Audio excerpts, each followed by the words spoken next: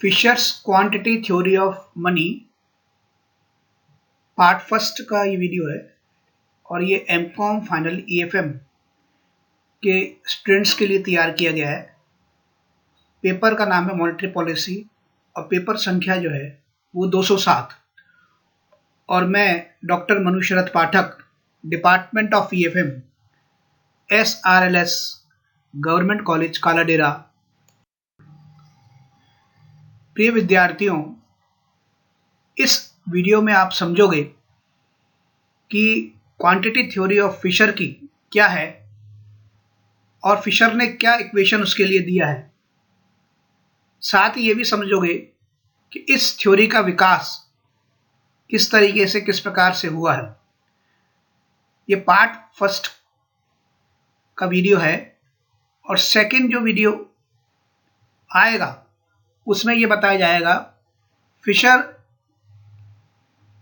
की थ्योरी के क्या क्या एजम्पशंस हैं, मान्यताएं हैं और उसकी आलोचनाएं कौन कौन सी है, ये आप पार्ट सेकंड में आप समझोगे। तो शुरुआत करते हैं, प्रारंभ करते हैं। सबसे पहले हमको ये जानना जरूरी है इस थ्योरी को समझने के लिए कि मुद्रा के मूल्य का अर्थ क्या है, वैल्यू ऑफ मनी का अर्थ क्या है। तो मुद्रा के मूल्य को समझने के लिए विभिन्न अर्थशास्त्रियों ने इसको की व्याख्या करी है और 3 भागों में उन्होंने इसको समझाने का प्रयास किया है। पहला, ब्याज दर, रेट ऑफ इंटरेस्ट। जैसा अपन जानते ही हैं कि मुद्रा के त्याग के बदले जो पुरस्कार प्राप्त होता है वो उसकी ब्याज दर कहलाती है। लेकिन ये अर्थ जो मुद्रा मूल्य का अर्थ है ये बहुत संकुचित अर्थ है, तो इसको अपन नहीं मान सकते हैं कि ब्याज दर मुद्रा मूल्य का अर्थ है।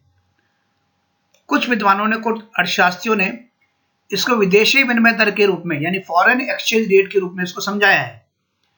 जैसा आप जानते हैं कि एक देश की मुद्रा विदेशी मुद्रा में जिस दर से बदली जा सके वो विदेशी विनिमय दर कहलाती है। जैसे इस समय अगर हमको डॉलर खरीदने हैं तो 70 के आसपास हमको रुपए देने पड़ेंगे। तो ये अर्थ भी मैं समझता बड़ा संकुचित अर्थ है। इस भाव से संकुचित अर्थ है कि इसमें सिर्फ अंतर्राष्ट्रीय व्यापार को ही सम्मिलित किया गया है। तीसरे अर्थ में सामान्य क्रय शक्ति, जनरल परचेजिंग पावर, विद्वानों ने कहा है और अधिकतर जो अर्थशास्त्री हैं उन्होंने वैल्यू ऑफ मनी को जनरल परचेजिंग पावर के रूप में ही कहा गया है। अब ये सामान्य क्रय शक्ति क्या है, इसी पर पूरी थ्योरी आधारित है और इसको इन परिभाषा से हम समझने का प्रयास करेंगे। रॉबर्टसन और फिशर की परिभाषा है सामान्य क्रय शक्ति को लेके। रॉबर्टसन के अनुसार मुद्रा के मूल्य से अभिप्राय वस्तुओं की उस मात्रा से होता है जो सामान्य रूप से मुद्रा की एक इकाई द्वारा विनिमय से प्राप्त होती है।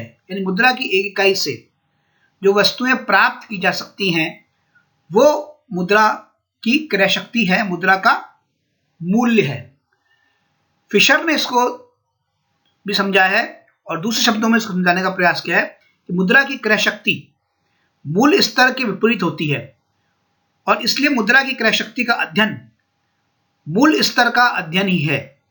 यानी उन्होंने मुद्रा की क्रय शक्ति को मूल्य स्तर की तुलना करके समझाया है।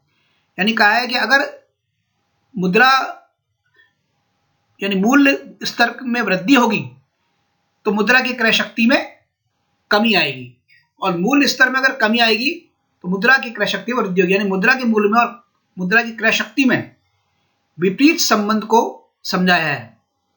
और ये प्रभाव किस प्रकार से पड़ता है, वस्तु के मूल्य से। और वस्तु का मूल्य किससे प्रभावित होता है, आगे फिशर ने इसको समझाया है कि मुद्रा की मात्रा से। तो इस पर ही पूरी थ्योरी आधारित है। समझने के बाद आखिर ये जो मुद्रा मूल्य का कंसेप्ट है इसको और अच्छी तरीके से समझने के लिए अपन एक एग्जाम्पल ले लेते हैं, उदाहरण से समझेंगे। जैसे मान लीजिए एक व्यक्ति के पास 50 रुपए हैं और 50 रुपए से वो वस्तु क्रय करना चाहता है, तो वो क्या क्रय कर सकता है, एक्स गुड्स खरीद सकता है। वो एक्स गुड्स एक नाम दिया है अपन ने और उसकी जो कीमत है प्रति इकाई 5 रुपए है, उसकी 10 यूनिट वो क्रय कर सकता है। यानी समस्त 50 रुपए इस पे लगा सकता है वो। अब मान लीजिए कि उसको कहीं से मुद्रा प्राप्त हुई, यानी उसकी मुद्रा की मात्रा में वृद्धि हुई और 50 की जगह अब उसके पास 100 रुपए हैं।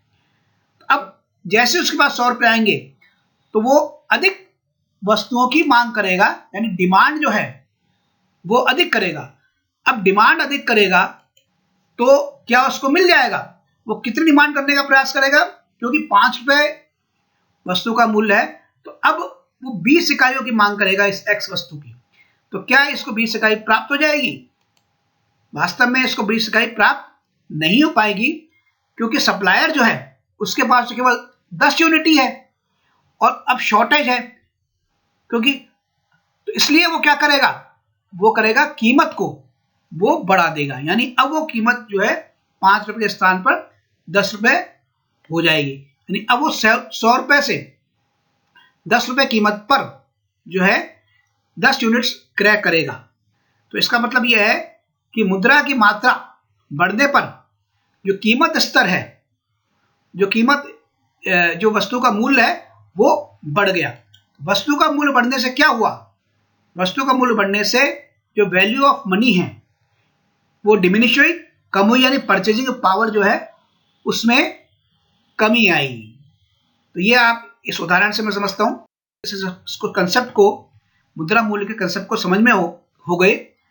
अब यह है कि इस थ्योरी का विकास किस प्रकार से हुआ है, विभिन्न जो अर्थशास्त्री हैं उनका क्या क्या योगदान रहा है इसके विकास में। तो सबसे पहले दवनजत्ती जो इटालियन अर्थशास्त्री थे, उन्होंने 1588 में इस क्वांटिटी थ्योरी ऑफ मनी को डेवलप किया। इसका जो वर्जन है, इसको और अधिक विकास जॉन लेकी, जो कि यूरोप के अंदर जो प्राइस राइज हुई थी उसको उन्होंने इस थ्योरी के माध्यम से समझाया है। इसको और एलोबोरेट किया डेविड ह्यूम ने 1752 में। और इसके बाद और भी अर्थशास्त्री हुए, जैसे David Ricardo, Adam Smith, John Stuart Mill आदि। सभी ने अपने अपने समय में इस थ्योरी के विकास में अपना अपना योगदान दिया। पर सबसे बड़ा जो योगदान रहा वो फिशर का रहा। फिशर कहाँ के अर्थशास्त्री थे? अमेरिकन अर्थशास्त्री थे। और उन्होंने किस प्रकार से इस थ्योरी को लाइमलाइट में लाए? उन्होंने जब परचेजिंग पावर ऑफ मनी जो 1911 में आई उसमें इस थ्योरी को समझाया। मनी सप्लाई और change in general price levels में उन्होंने आपस में संबंध को पूर्ण रूप से समझाया इस पुस्तक के अंदर। यहीं से जो है थ्योरी जो है पूरे विश्व में फिर ये समझ में आने लगी और काम आने लगी। अब इस थ्योरी की विभिन्न प्रकार की जो परिभाषाएं अर्थशास्त्रियों ने दी है उसको भी अपन समझ लेते हैं। आर.एस. शेयर्स के शब्दों में मुद्रा के परिमाण में परिवर्तन होने से मुद्रा का मूल्य विपरीत दिशा में तथा मूल्य स्तर उसी दिशा में परिवर्तित हो जाता है। यानी मुद्रा की मात्रा में अगर वृद्धि होगी तो वस्तु की कीमत में वृद्धि होगी, लेकिन मुद्रा का जो मूल्य है वो नीचे गिरेगा। जे.एस. मिल ने इसको समझाया है, अन्य बातें समान रहने पर मुद्रा का मूल्य उसकी मात्रा की विपरीत दिशा में परिवर्तित होता है। उसकी मात्राएं प्रत्येक वृद्धि से मूल्य में कमी तथा मात्रा में प्रत्येक कमी से मूल्य में अनुपातिक वृद्धि होती है। उसी चीज को उन्होंने जे.एस. मिल ने अपने शब्दों में समझाया। फिशर के अनुसार मुद्रा परिमाण सिद्धांत की प्राय गलत व्याख्या की गई है, लेकिन फिर भी चेकों को ध्यान में न रखते हुए यह सिद्धांत सत्य है, क्योंकि मुद्रा की चलन गति तथा व्यापार की मात्रा के समान रहते हुए प्रत्यक्ष रूप में मुद्रा की मात्रा में परिवर्तन के अनुसार ही मुद्रा के मूल्य के स्तर में परिवर्तन होते हैं। इन्होंने एक शब्द का प्रयोग और किया, बाकी परिभाषा वैसे की वैसी है, चलन गति। चलन गति वेलोसिटी ऑफ मनी, यानी मुद्रा जो विभिन्न हाथों में जाती है, यानी कई ट्रांजैक्शन से गुजरती है, तो उसकी चलन गति कहलाती है। तो चलन गति भी सीधे जो है वो मुद्रा मूल्य को प्रभावित करती है। और इन सब का जो निचोड़ है वो निकाला जा सकता है। अन्य बातें समान रहने पर मुद्रा की मात्रा तथा सामान्य मूल्य स्तर में सीधा अनुपातिक संबंध है। यानी मुद्रा की मात्रा में और मुद्रा के मूल्य में सीधा अनुपातिक संबंध है। और संबंध किस प्रकार का है? मुद्रा की मात्रा तथा मुद्रा के मूल्य में विपरीत अनुपातिक संबंध है। मतलब एक और तो मुद्रा की मात्रा और मूल्य स्तर में तो सीधा संबंध है, लेकिन मुद्रा की मात्रा और मूल्य स्तर में विपरीत संबंध है। और संबंध किस प्रकार का है? अगर 25% मुद्रा की मात्रा में वृद्धि होती है तो 25% मूल्य स्तर में भी वृद्धि होगी। यानी मुद्रा की मात्रा में अगर वृद्धि 25% होती है तो 25% ही प्राइस भी राइज होगी। वहीं दूसरी ओर 25% मुद्रा की मात्रा में वृद्धि होगी तो 25% मूल्य में कमी आएगी। मुद्रा की मात्रा में वृद्धि होने पर मुद्रा के मूल्य में कमी आएगी, जिससे कि अपन पहले उदाहरण में भी इसको अपन समझ चुके हैं। अब यह है कि मुद्रा का परिणाम यानी मुद्रा की मात्रा और मूल्य स्तर में क्या संबंध है, और मुद्रा की मात्रा, मुद्रा के परिणाम और मुद्रा मूल्य में आपस में क्या संबंध है, ये चित्र के द्वारा यानी एक ग्राफ के द्वारा अपन समझ सकते हैं। दो प्रकार के इसमें चित्र दिए गए हैं।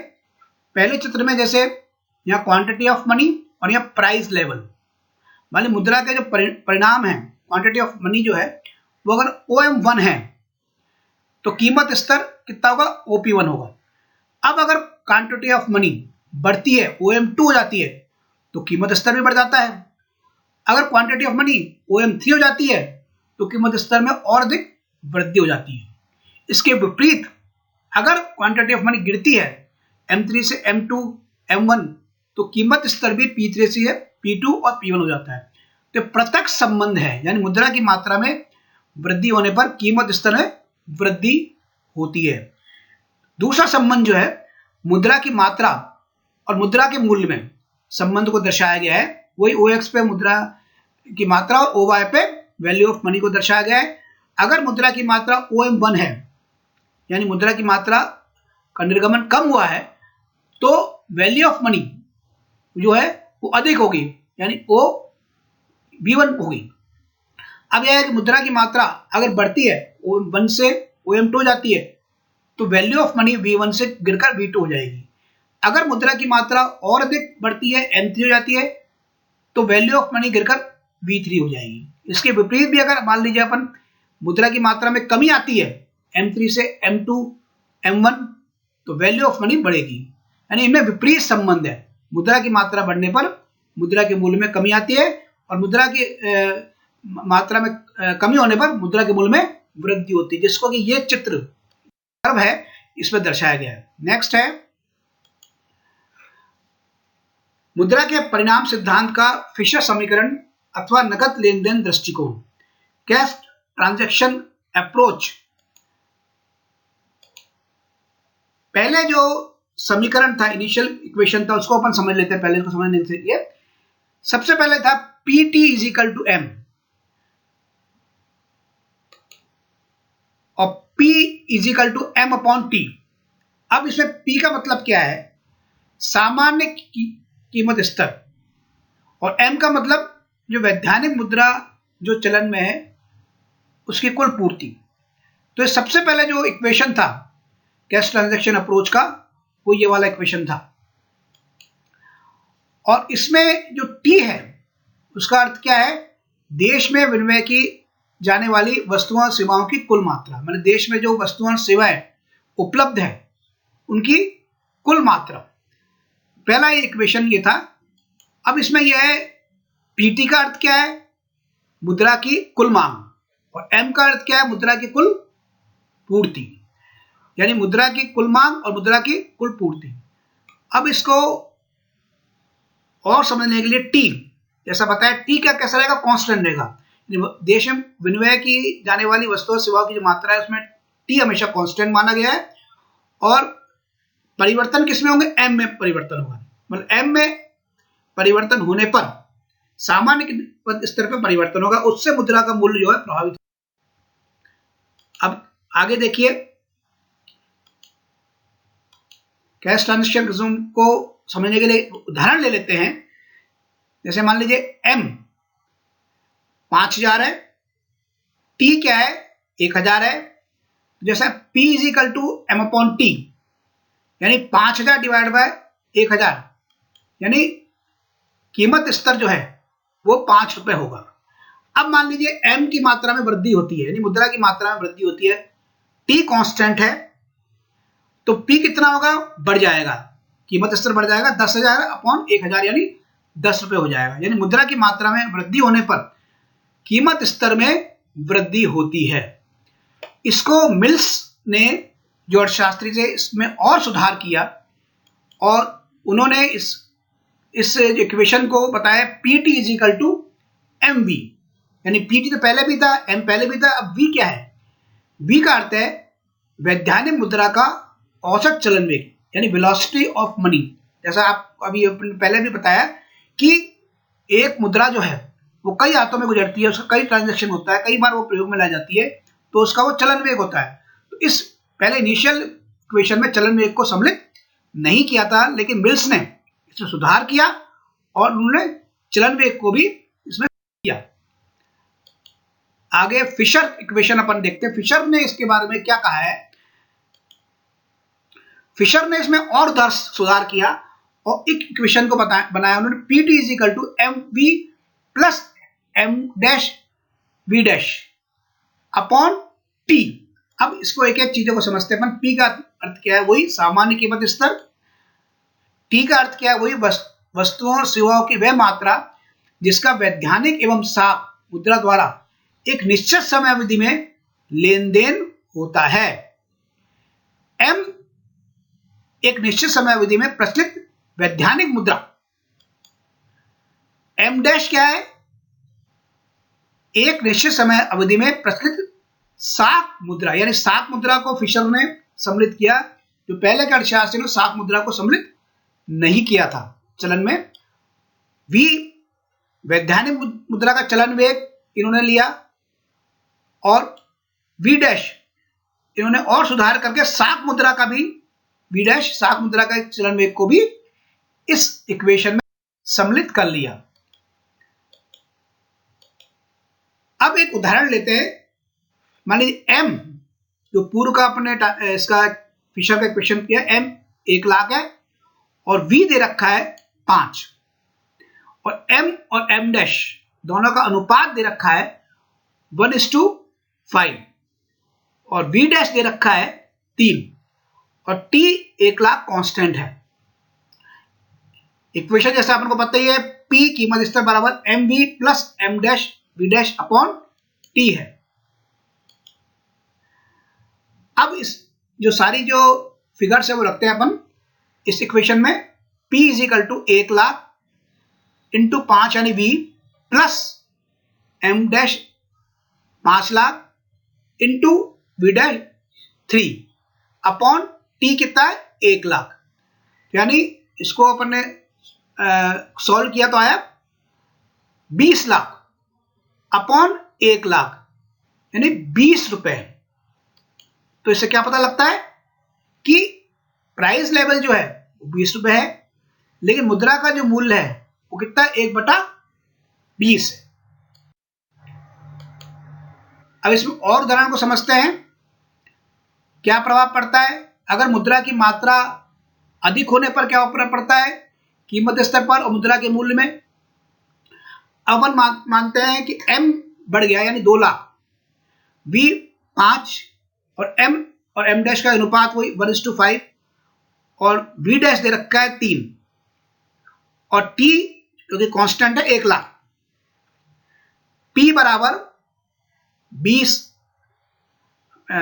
2 लाख इंटू 5 और प्लस इक्वेशन रखा अपने 10 लाख इंटू 3, यानी इससे अपन को पता लग गया M डैश यानी 5 गुना है तो 5 इंटू 2 लाख यानी 10 लाख डिवाइडेड बाय 1 लाख। ये सॉल्व अपन ने किया तो आया P is equal to 40 lakh divide by 1 lakh यानी ₹40। पहले 20 था, अब हो गया 40। जैसी मुद्रा की मात्रा अधिक हुई तो इसका मतलब प्राइस लेवल बढ़ गया।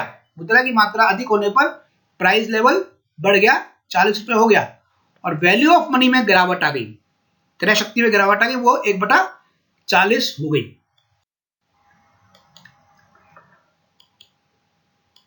अब उदाहरण लेते हैं कि अगर मुद्रा की मात्रा हम कम कर दें तो उसका कीमत स्तर और वैल्यू ऑफ मनी पे क्या प्रभाव पड़ेगा।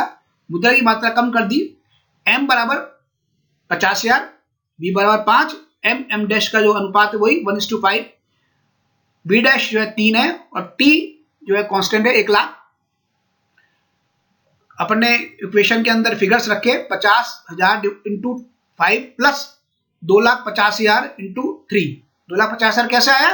50,000 और इसका क्या अनुपात है 1:5 में into 5। 2,50,000 into 3 divide by 1 lakh. अब इससे क्या क्या क्या आया राशि सॉल्व करने पर? P इज इक्वल टू 2,50,000 और 2,50,000 इंटू 3 यानी 7,50,000 डिवाइड बाय 1 लाख, यानी P बराबर आया 10 लाख डिवाइडेड बाय 1 लाख यानी 10 रुपए के बराबर। अब कीमत स्तर जो है वो 10 रुपए हो गया, यानी कीमत स्तर में कमी आई। मुद्रा की मात्रा में कमी होते ही जो है प्राइस लेवल कम हो गया और वैल्यू ऑफ मनी अब हो गई 1/10, यानी वैल्यू ऑफ मनी में बढ़ोतरी, यानी मुद्रा की क्रय शक्ति यानी कीमत स्तर में कमी आने पर क्रय शक्ति के अंदर जो है बढ़ोतरी हो गई। तो कैश ट्रांजैक्शन अप्रोच में आज जो अपन ने महत्वपूर्ण चीज पढ़ी वो क्या क्या पढ़ा अपन ने?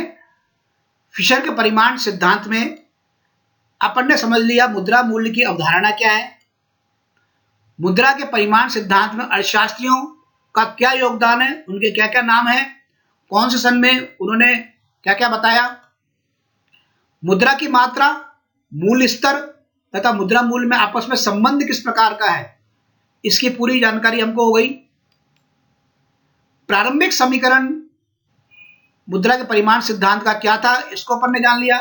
जेएस मिल ने इसमें किस प्रकार से सुधार किया है समीकरण में, यह अपन ने जान लिया। फिशर ने इसमें क्या क्या जोड़ा और विभिन्न प्रकार के अपन ने एग्जाम्पल लिए, मुद्रा की मात्रा को कम करके मुद्रा की मात्रा को अधिक करके उसका क्या प्रभाव पड़ा कीमत स्तर पर मुद्रा के मूल्य को, इसको अपन ने पूरी तरह समझ लिया। अब आज जो है पार्ट फर्स्ट जो है वो समाप्त होता है और पार्ट फर्स्ट के अंदर आपने ये सब चीज समझ ली और पार्ट सेकंड में अब आगे बताया जाएगा कि फिशर के परिमाण सिद्धांत की क्या क्या मान्यता है, क्या क्या एजम्पशंस है और विभिन्न अर्थशास्त्रियों ने इसकी क्या क्या आलोचना करी है। इसको अपन विस्तार से पार्ट जो 2 का वीडियो आएगा उस पर अपन समझेंगे। तो आप सभी ने स्टूडेंट्स मेरा जो है वीडियो देखा, इसके लिए बहुत बहुत आपका सभी का धन्यवाद। जय हिंद।